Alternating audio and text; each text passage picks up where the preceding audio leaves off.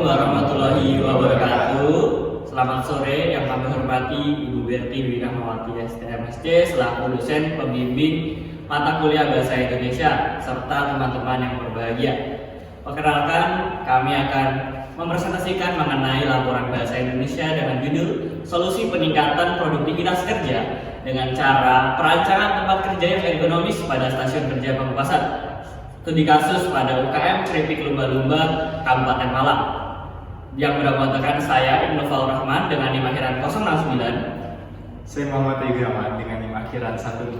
Saya Alfi Rahman dengan NIM 193. Baik, yang pertama ada pendahuluan yang mana ada beberapa outline, yaitu latar belakang, perubahan masalah, tujuan penelitian, manfaat penelitian, dan batasan penelitian.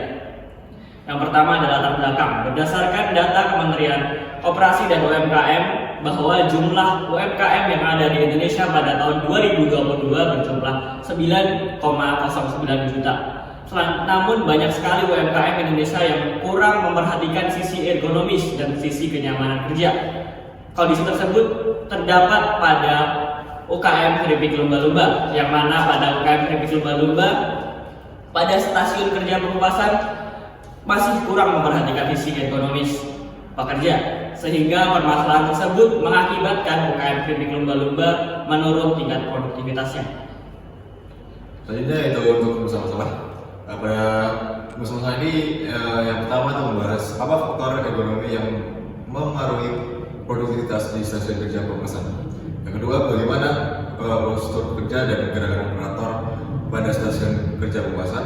Yang ketiga, bagaimana rancangan tempat kerja yang ergonomis pada stasiun kerja Pamekasan. Yang keempat, bagaimana efektivitas perancangan tempat kerja yang ergonomis terhadap produktivitas kerja pada stasiun kerja Pamekasan. Selanjutnya ada tujuan penelitian. Yang pertama, mengidentifikasi faktor ergonomis yang mempengaruhi produktivitas di stasiun kerja Pamekasan. Yang kedua, menganalisis prosedur kerja dan gerakan operator pada stasiun Pamekasan. Yang ketiga, merancang tempat kerja yang ergonomis pada stasiun kerja Pamekasan. Selanjutnya yang terakhir, menguji efektivitas perancangan tempat kerja yang ergonomis terhadap produktivitas kerja pada stasiun kerja Pamekasan. Selanjutnya yaitu manfaat teoritis.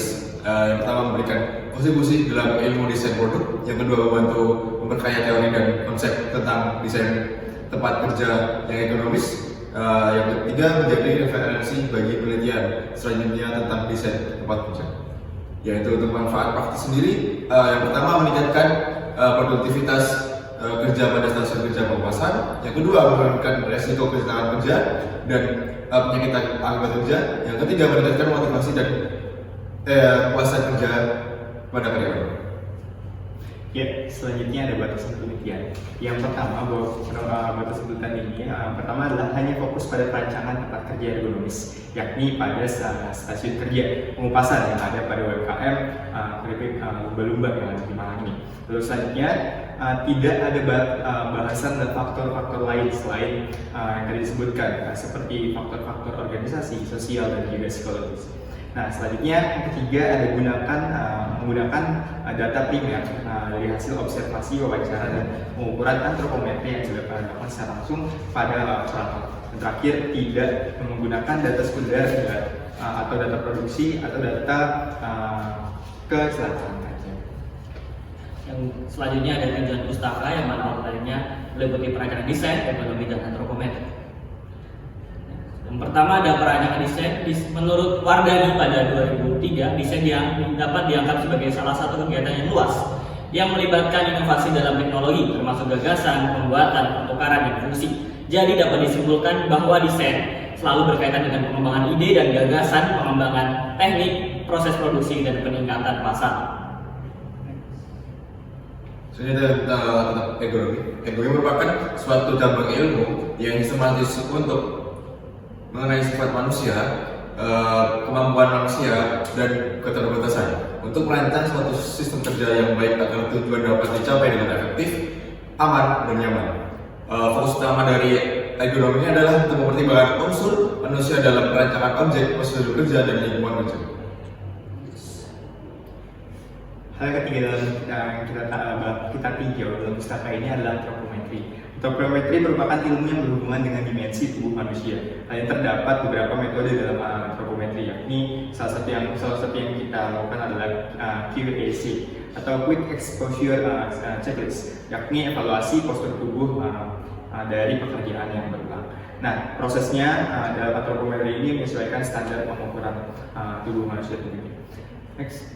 Ya, ada beberapa menurut Liliana ya, Widagdo dan juga Aptoki, di mana ada beberapa klasifikasi posisi tubuh manusia dalam antropometri. Yang pertama adalah antropometri posisi berdiri, kemudian posisi duduk, antropometri kepala, antropometri tangan, dan antropometri kaki.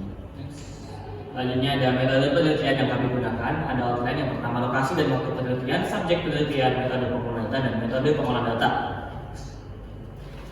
Yang pertama ada lokasi dan waktu penelitian, yang mana lokasi penelitian ini dilakukan pada UKM Klinik Lumba-Lumba, tepatnya pada Jatiringgo, Talok, Kecamatan Duren, Kabupaten Malang, Jawa Timur. Yang mana waktu penelitian dilakukan selama 2 bulan, mulai dari bulan Oktober tahun 2023 hingga November tahun 2023. Yang kedua ada subjek penelitian, yang mana informan terdiri ada 2, yang mana informan kunci dan informan utama. Informan kunci yaitu pemilik dari UKM Kripik Lumba-Lumba, yaitu Bapak Haji Sucipto, dan informan utama yaitu pekerja UKM Kripik Lumba-Lumba, khususnya pada stasiun kerja Pamekasan. Saya itu adalah metode pengumpulan data. Metode pengumpulan data pada penelitian ini adalah metode kualitatif dan data primer. Yang pertama yang dilakukan adalah wawancara secara langsung dengan subjek penelitian. Yang kedua, observasi secara langsung pada lokasi penelitian. Dan yang terakhir yaitu pengukuran antropometri pada lokasi penelitian. Ya, tentunya ada pengolahan data yang digunakan oleh kami, yakni design thinking. Adalah sebuah pengolahan data dengan metode terbaik, di mana design thinking ini secara berurutan ada 5 tahap. Yang pertama ada empathize, ada define, ideate, dan prototype, dan juga yang terakhir ada test.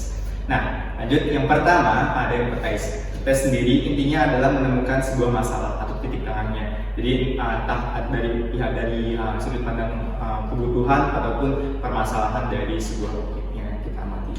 Lanjut, selanjutnya ada define. Kalau define ini adalah mendefinisikan berbagai poin-poin masalah dan kebutuhan tadi menjadi sebuah sudut pandang yang bisa menghasilkan sebuah solusi. Nah, di sini outputnya adalah list kebutuhan target. Gitu. Jadi kita mengumpulkan beberapa ide dan salah satunya membuat fitur, fungsi, dan elemen untuk memecahkan sebuah masalah.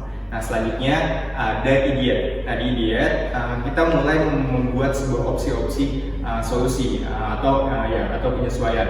Nah, di sini ada standarisasi.